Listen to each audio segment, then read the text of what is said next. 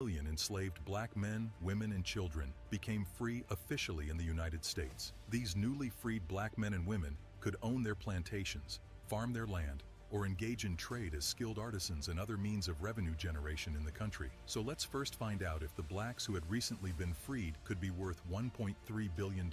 Before slavery was abolished, some enslaved blacks who were engaged in trades and other paid labor had savings with their owners, since black slaves were not allowed to have bank accounts. Also, about 180,000 black Americans and escaped slaves who fought for the Union were paid for their service, though less than what the white soldiers received. In addition, General William T. Sherman had issued a directive for the redistribution of 400,000-acre plots confiscated from Confederate landowners to the 4 million freed slaves. This made the blacks have quite a significant amount of money and assets in their possession, but less exposure to private enterprise. So some of the freed blacks turned to sharecropping and forced labor in the South. More so, only a few banks at this time would let a free black person open an account and safeguard their money. These were military banks created during the Civil War to collect the wages of black soldiers. General Rufus Saxton established the first one in Beaufort, South Carolina in 1864. Other examples include a bank in Norfolk, Virginia, established by General Benjamin Butler in late 1864, and a bank in Louisiana created by General Nathaniel Banks. However, when the war ended, one of the banks still had $200,000 left unclaimed because the soldiers who had deposited had either died and relatives could not be found,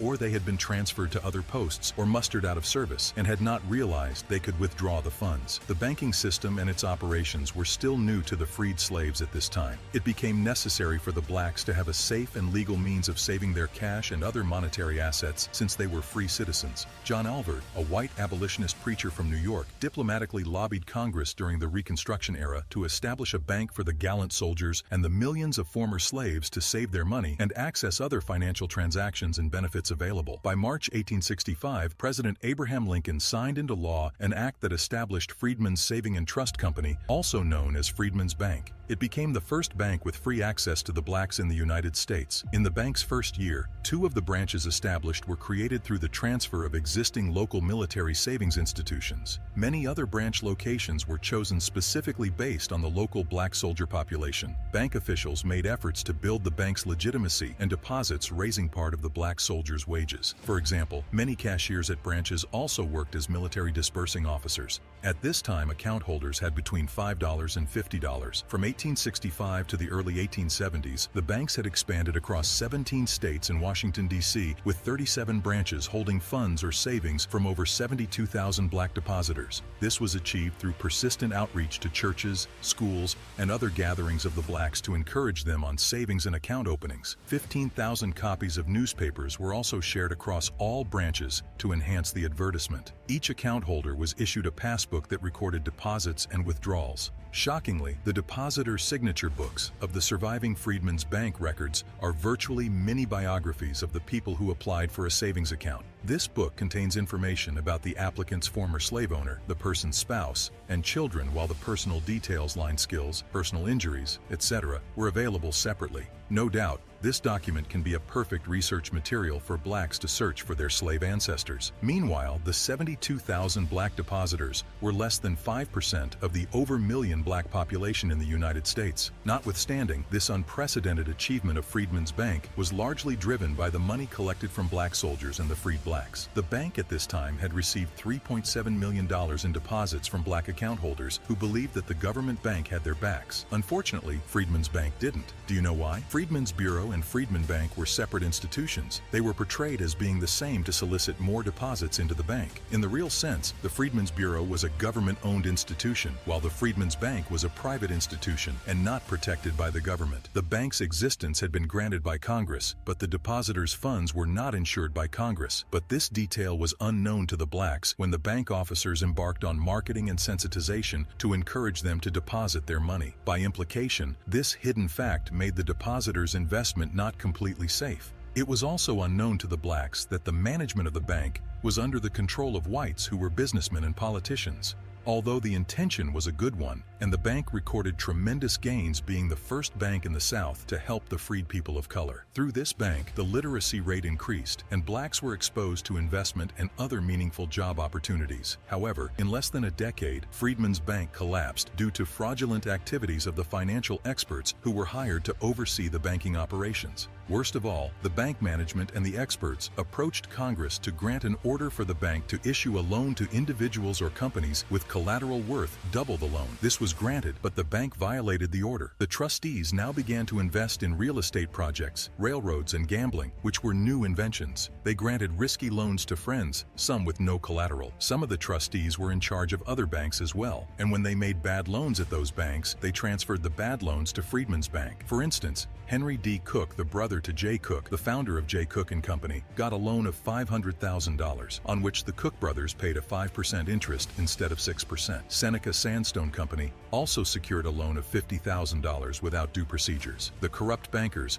also stole people's hard-earned money. The contractor for the bank's building in Washington, D.C., Robert I. Fleming, got loans totaling $224,000 in other individuals. Meanwhile, these loans were issued to the whites from the deposits of the African Americans. The bank became the black man's cow, but the white man's milk. Unfortunately, the European market crashed shortly after massive investment in bonds by most businesses in the U.S. Investors began to sell off the investments they had in American projects, particularly railroads. Back in those days, railroads were a new invention, and companies had been borrowing money to get the cash they needed to build new lines. Railroad companies borrowed using bonds, which were debt securities specifying how much a company was borrowing and how much interest it would pay. When a financial panic hit the country in 1873, most of the Freedmen's Bank's investments lost value or became worthless. The bank was doomed. Several branches were hit by bank runs, during which crowds of depositors demanded their money. The branches met demands, but the cash reserves of the Freedmen's Bank were drained. Several trustees resigned. By this time,